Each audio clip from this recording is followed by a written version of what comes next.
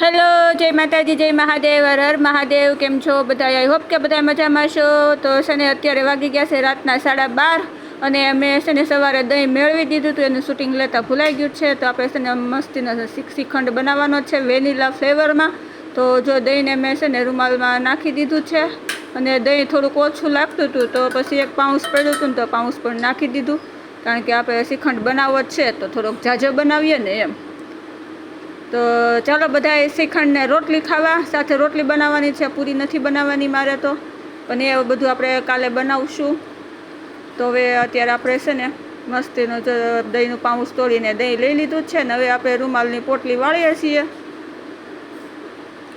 તો હું તો આવી રીતે ઘરે શ્રીખંડ બનાવું છું. તમે કેવી રીતે બનાવો છો કમેન્ટમાં કહેજો. વિડીયો પસંદ આવે તો પ્લીઝ લાઇક, શેર, સબસ્ક્રાઈબ કરી દેજો મારા વાલા, અને શ્રીખંડ ખાવા આવી જાજો. તો સારું, ચાલો હવે આપણે કાલ સવારે મળીશું, કારણ કે અત્યારે વાગી ગયા છે 12:30 ને હવે આપણે સૂઈ જવાનું છે.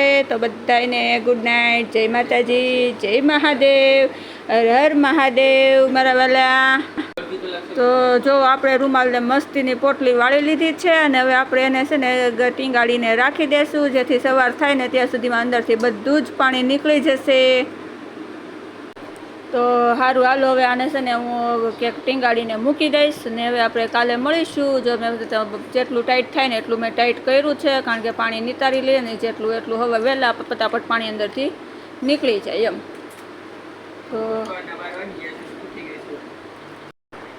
સારું, હાલો તો હવે સવારે મળીશું. જય માતાજી, જય મહાદેવ ને બધાને ગુડ નાઇટ કહી દઉં છું.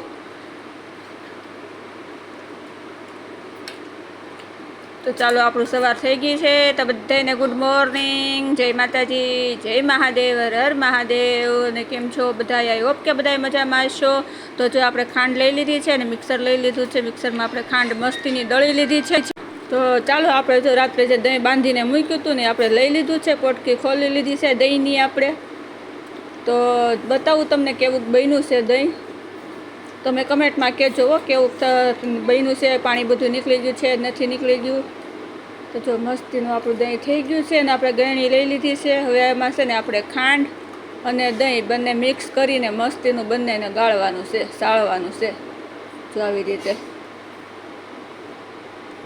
તો મસ્તીનો આપણો શ્રીખંડ બને છે, જો કેવો સરસ બને છે ને કેવો સરસ આપણો શ્રીખંડ સળાય છે.